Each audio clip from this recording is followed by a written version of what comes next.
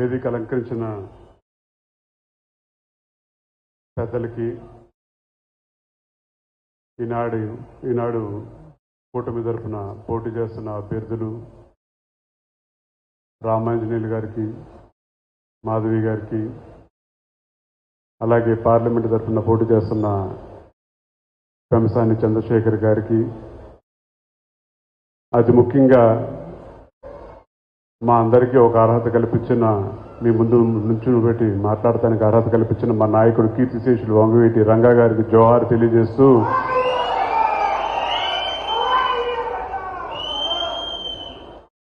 కేవలం ఒక నినాదాలే కాకుండా మీ అభిమానంతో ఇంకా కేవలం 10 రోజులు ఉంది. మన ప్రాంతాన్ని మనం కాపాడుకుందామా లేదా అని చెప్పనేది మన చేతుల్లో ఉంది. బటన్ నొక్కి పాపం జగన్ రెడ్డి గారు 5 సంవత్సరాల పాటు అలిచిపోయారు. ఇది ఒక అవకాశం అని చెప్పని 5 సంవత్సరాలు నొక్కుతూ ఉన్నారు.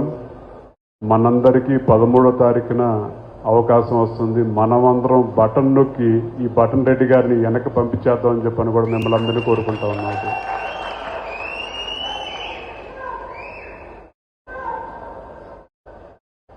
కులాల గురించి మాట్లాడుతూ అందరూ రకరకాలుగా చెప్తూ ఉంటారు. ప్రతి ఒక్కరు ఏదో కులంలో పుడతాం. ఆ కులాన్ని స్వార్థం కోసం వాడుకుంటే ఒక రాజకీయ నాయకుడిలాగా కొంతకాలమే పదవి ఉంటుంది. ఆ పదవి 5 సంవత్సరాల తర్వాత ఉంటుందో ఊడిపోతో తెలియదు. కానీ కుల బలాన్ని ప్రజల కోసం నుంచోబెట్టి ప్రజల తరపున పోరాడే వ్యక్తిని ప్రజానాయకుడు గుర్తిస్తారు. అలాంటి ప్రజానాయకుడు కీర్తిశేషులు వంగవీటి రంగా గారిని చెప్పిన కూడా సగర్వంగా చెప్పుకుంటా ఉన్నారు.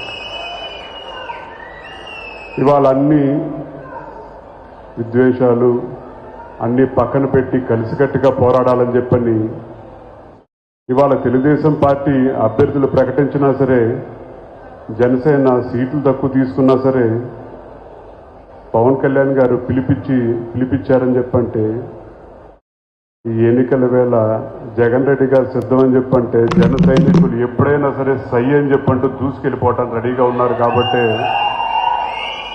ఈ ప్రాంతానికి తప్పకుండా మన కూటమి అభ్యర్థులు గెలిపించుకునే బాధ్యత మనందరం తీసుకుందామని చెప్పని కూడా మిమ్మల్ని అందరూ కోరుకుంటా ఉన్నాం.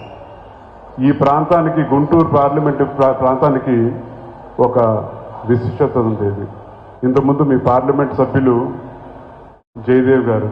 జయదేవ్ గారు ఈ ప్రాంత సమస్యల మీద ఎన్నోసార్లు ఆయన గలం విప్పారు పార్లమెంట్లో.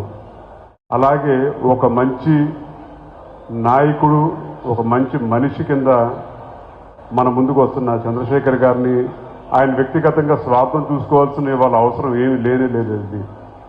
ఈ ప్రాంత సమస్యలు ఎప్పటి నుంచో ఉన్నాయి. అలాగే ఈ ప్రాంతంలో రాజధాని అనేది సగంలో ఆగిపోయింది. ఆ ప్రాంతాన్ని మొత్తం అంతా అభివృద్ధి చేయాలని చెప్పని ఒక సంకల్పంతో ముందుకొచ్చారు. కాబట్టి మనందరం కలిసికట్టుగా ఆయనకు మద్దతు తెలియజేయాలని చెప్పని కూడా మిమ్మల్ని అందరినీ కోరుకుంటా ఉన్నాం.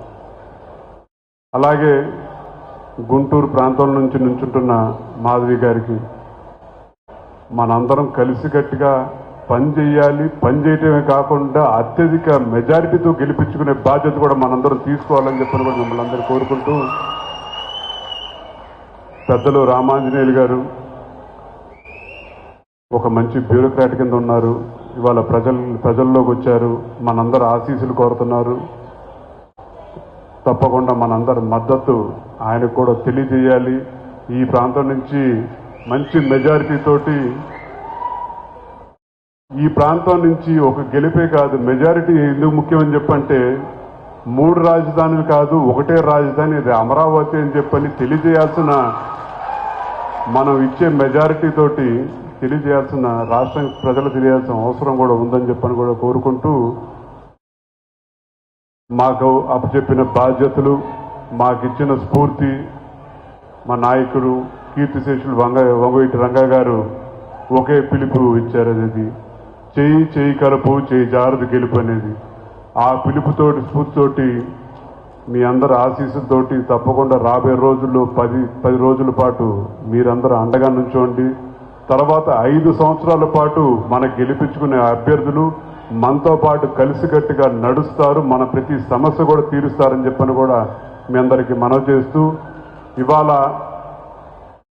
మనందరం ఏదో గెలిచిపోతున్నాం అశ్రద్ధ అనే ఉద్దేశం ఇది. కష్టపడదాం ఈ 10 రోజుల పాటు మన అభ్యర్థిని గెలిపించుకుందామని చెప్పని కూడా కోరుకుంటూ, మీరు చూపించే